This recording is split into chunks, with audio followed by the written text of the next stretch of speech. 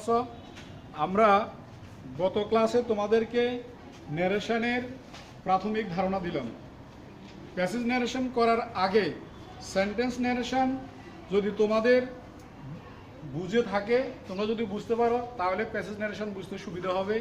সেজন্য আমরা গত ক্লাসে তোমাদেরকে সেন্টেন্স ন্যারেশন সম্পর্কে ধারণা দিলাম, যেটা আমরা অ্যাসার্টিভ সেন্টেন্স করেছি। আজকে আমরা তারই ধারাবাহিকতা অনুযায়ী আমাদের ইম্পারেটিভ সেন্টেন্স নিয়ে আলোচনা হবে। তোমরা বোর্ডের দিকে লক্ষ্য করো, এখানে বলা আছে রিপোর্টেড, অর্থাৎ বাক্যটা দুই অংশে থাকবে, একটা হলো রিপোর্টিং ভার্ব আর একটা হলো রিপোর্টেড স্পিচ।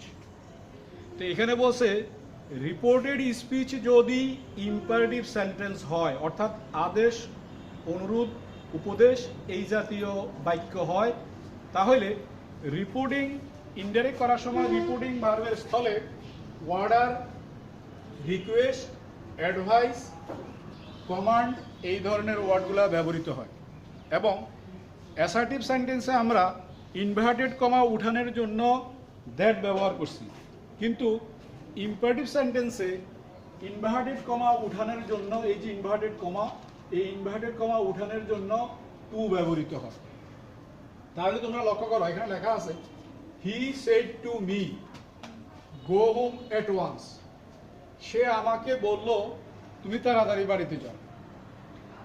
এখন এই বাক্যটাতে তাকে অর্ডার করা হয়েছে, তাহলে আমরা এখানে যথারীতি এটা হলো রিপোর্টিং ভার্ব আর এটা হলো রিপোর্টেড স্পিচ। তাহলে বলা আছে রিপোর্টেড স্পিচ যদি ইম্পারেটিভ সেন্টেন্স হয়, তাহলে রিপোর্টিং ভার্বের স্থলে এই অর্ডার, রিকোয়েস্ট এই জাতীয় ওয়ার্ডগুলো ব্যবহৃত হয়। তাহলে আমাদের এই বাক্যে ব্যবহৃত হলো অর্ডার। হি অর্ডার্ড মি। অর্ডারের ফার্স্ট টেন্স হলো অর্ডার্ড, তাহলে এখানে সেড ফার্স্ট টেন্স আছে, যার কারণে এখানেও ফার্স্ট টেন্স অর্ডার্ড হয়েছে। He ordered me to go home at once. পরের বাক্যে দেখো, the boy said give me a cup of milk. তাকে অনুরোধ করলো যে তুমি আমাকে এক কাপ দুধ দাও।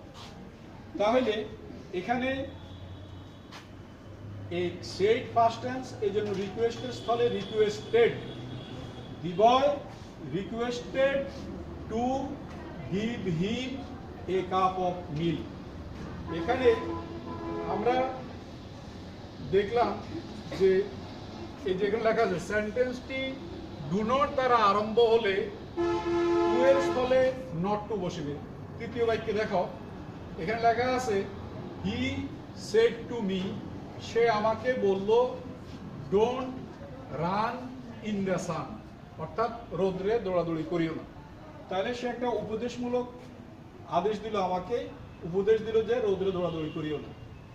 তাহলে আমরা যথারীতি সেইডের ফার্স্ট টেন্স হওয়ার কারণে এখানে অ্যাডভাইসের জায়গায় advised. He advised me not to run in the sun. এই জায়গাটাতে আমরা অ্যাসার্টিভে ব্যবহার করলাম দ্যাট, সাধারণ ইম্পারেটিভে ব্যবহার করলাম টু, কিন্তু এখন বলছে নট টু ব্যবহার হলো। নট টু ব্যবহার হলো কেন? কয় এই ডু নট দ্বারা বাক্যটি আরম্ভ হয়েছে। রিপোর্টেড স্পিচ ডু নট দ্বারা আরম্ভ হয়েছে। ডু নট দ্বারা আরম্ভ হওয়ার কারণে এখানে এই নট টু ব্যবহৃত হয়েছে।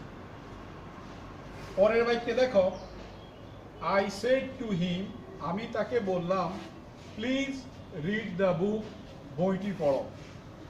তাহলে আমি তাকে রিকোয়েস্ট করলাম, অনুরোধ করলাম যে বইটি পড়ার জন্য। তাহলে I requested him to kindly read the book. To kindly অর্থাৎ যদি প্লিজ বা কাইন্ডলি দ্বারা আরম্ভ হয়, তাহলে ইনভার্টেড কমার স্থলে টু কাইন্ডলি ব্যবহৃত হয়। তাহলে আমরা এই যে টোটাল যেই বাক্যগুলো দেখলাম, এগুলি আমরা আবার তোমাদের সাথে একটু শেয়ার করি। সেটা হলো, আমাদের টোটাল কথা ছিল ইম্পারেটিভ সেন্টেন্স যদি রিপোর্টেড স্পিচ ইম্পারেটিভ সেন্টেন্স হয়, তাহলে রিপোর্টিং ভার্বের স্থলে অর্ডার, রিকোয়েস্ট, কমান্ড, অ্যাডভাইস এই ধরনের ওয়ার্ডগুলো ব্যবহার করতে হবে।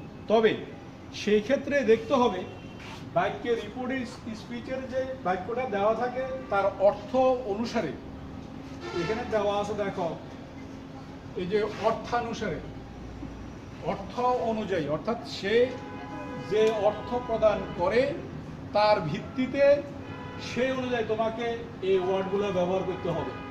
এই যে অর্ডার, রিকোয়েস্ট, অ্যাডভাইস, কমান্ড, এই ওয়ার্ডগুলো ব্যবহার করতে হবে।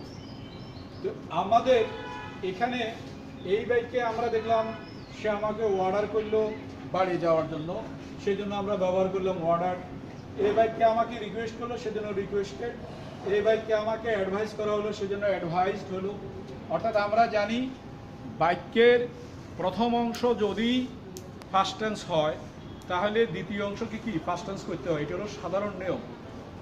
তো এখানে ইম্পারেটিভ সেন্টেন্সের ক্ষেত্রে বাক্য যখন ইনডাইরেক্ট এক বাক্য, অর্থাৎ টু এর পরে ভার্বের কখনোই পাস্ট ফর্ম ব্যবহৃত হয় না। এজন্য আমাদের ফার্স্ট টেন্স করতে হবে প্রথম অংশকেই এখানে। এই জন্য he said to me go home at once, এই জন্য he ordered me to go home at once. তাহলে আমরা আজকের এই বাক্যগুলোতে আমরা কি শিখলাম?